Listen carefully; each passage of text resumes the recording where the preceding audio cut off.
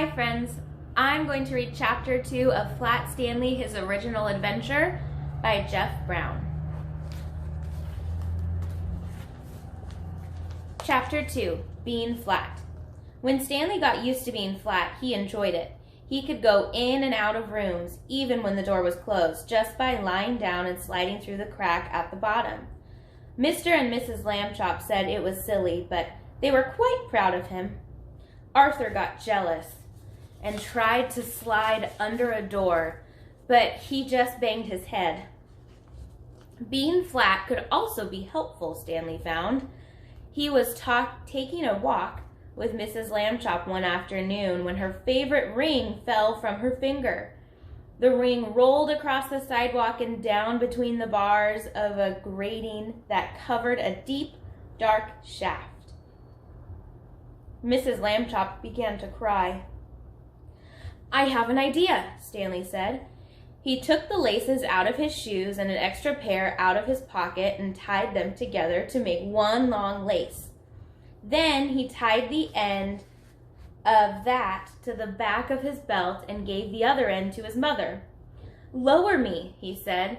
"I will look for the ring." "Thank you, Stanley," Mrs. Lambchop said.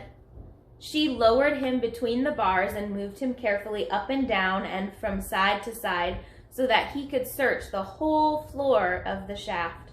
2 policemen came by and stared at Mrs. Lambchop as she stood holding the long lace that ran down through the grating. She pretended not to notice them.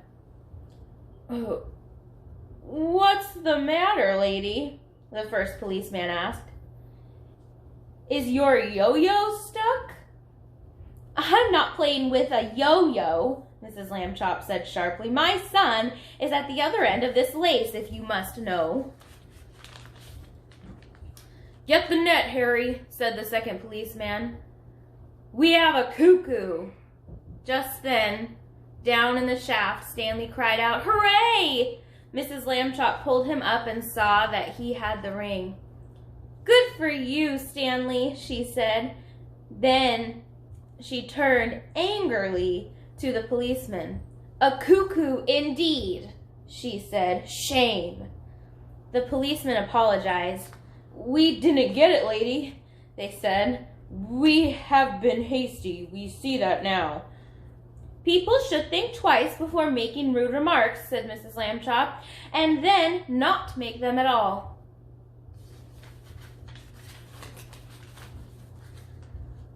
The policeman realized that was a good rule and said they would try to remember it. One day, Stanley got a letter from his friend Thomas Anthony Jeffrey, whose family had moved recently to California. A school vacation was about to begin, and Stanley was invited to spend it with the Jeffreys. "Oh boy," Stanley said, "I would love to go." Mrs. Lambchop sighed. A round-trip train or airplane ticket to California is very expensive. "I will have to think of some cheaper way." When Mr. Lambchop came home from the office that evening, he brought with him an enormous brown paper envelope. What do you think he's going to do with that envelope? "Now then, Stanley," he said, "try this for size." The envelope fit Stanley very well.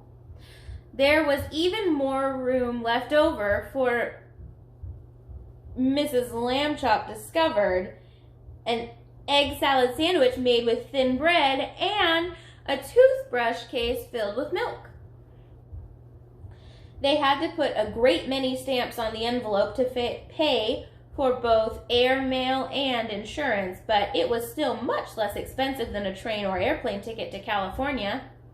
The next day, Mr. and Mrs. Lambchop slid Stanley into his envelope, along with the egg salad sandwich and the toothbrush case full of milk, and mailed him from the box on the corner. The envelope had to be folded to fit through the slot, but Stanley was a limber boy, and inside the box he straightened right up again. Mrs. Lambchop was nervous because Stanley had never been away from home alone before. She rapped on the box. "Can you hear me, dear?" she called. "Are you all right?" Stanley's voice came quite clearly. "I'm fine. Can I eat my sandwich now?" "Wait an hour and try not to get overheated, dear," Mrs. Lambchop said. Then she and Mr. Lambchop cried out, "Goodbye, goodbye," and went home. Stanley had a fine time in California. When the visit was over, the Jeffreys returned him in a beautiful white envelope they had made themselves. It had red and blue markings to show that it was airmail, and Thomas Jeffrey had lettered it "Valuable and Fragile," and "This End Up" on both sides. Back home, Stanley told his family that he had been handled so carefully he never felt a single bump. Mr. Lambchop said it proved that jet planes were wonderful, and so was the Postal Service, and that this was a great age in which to live. Stanley thought so too.